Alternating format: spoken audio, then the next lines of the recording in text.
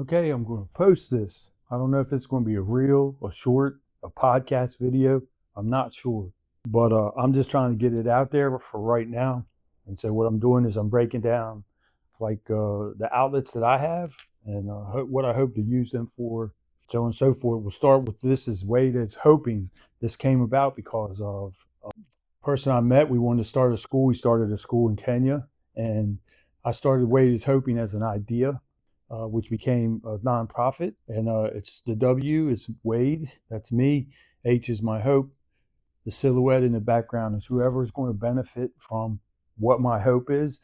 That could be me, that could be people, that could be boxers, that could be children in Kenya. But that was the purpose of Wade is Hoping, was to help people where I can. These two videos are about the school. I didn't have them up there for a while. I put them back up. The director and I are talking.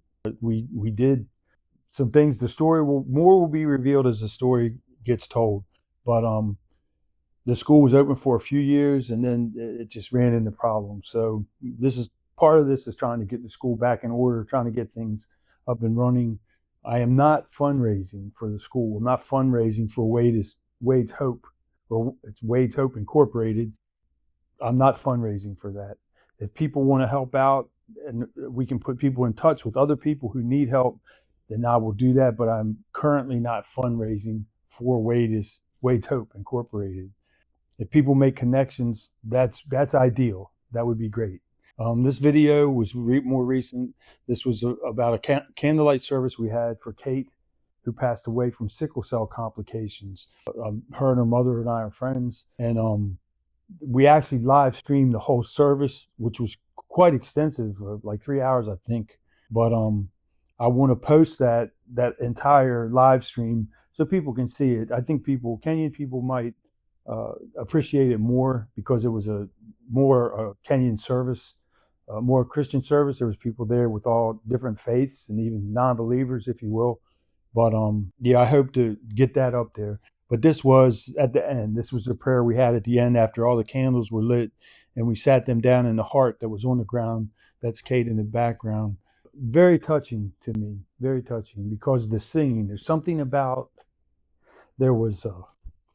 It was profound. It was emotional, and the person singing on there is without accompaniment in some areas, and just very touching to me. So yeah, we'll start. I'm going to start with the podcast here, and it's going to be this, and that's what it will be. And the videos are so far, I'm not sure. So then I have another channel called Charm City Boxing, and this was a channel I made for boxing. I was at a gym called Charm City Boxing, still there. They still exist. They're in Aberdeen, Maryland. Maxwell Taylor is a coach up there. He's my friend. I was with him at Charm City Boxing. Him and Dave Sewell.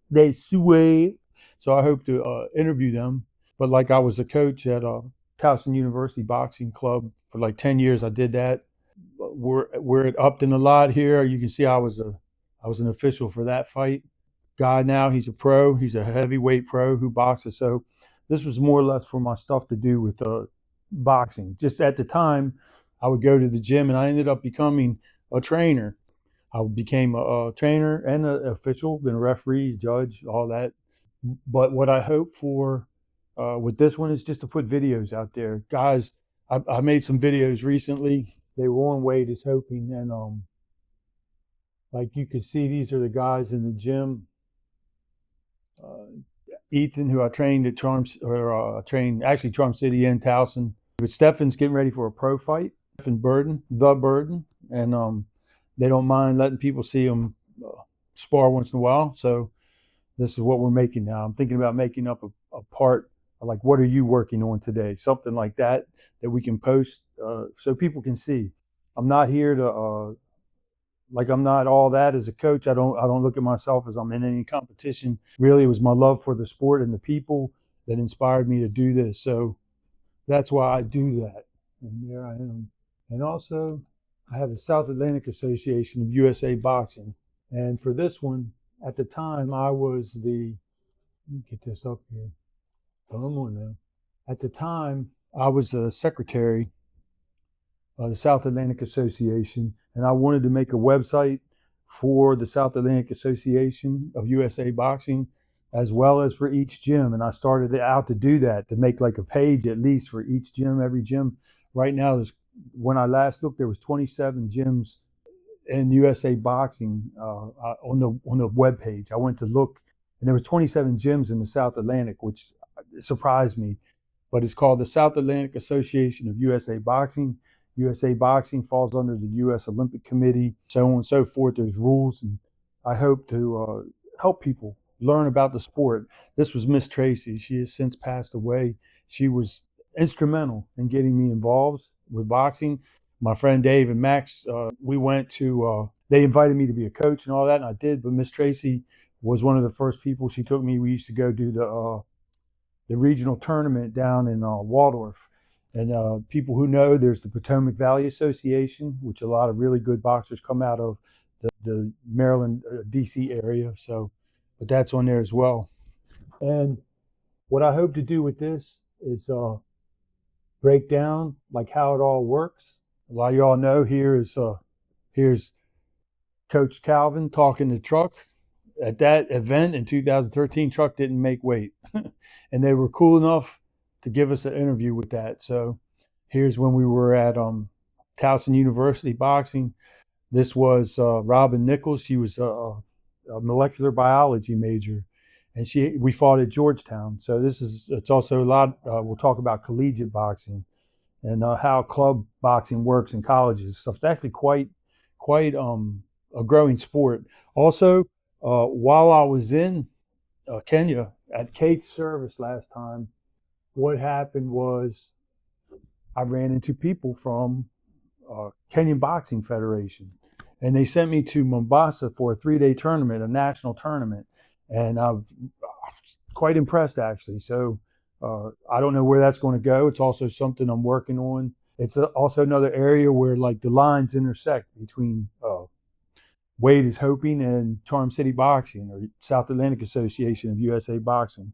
But just for sure, so I want people to know, although this says the South Atlantic Association, it is not officially like connected to the South Atlantic Association as it is right now.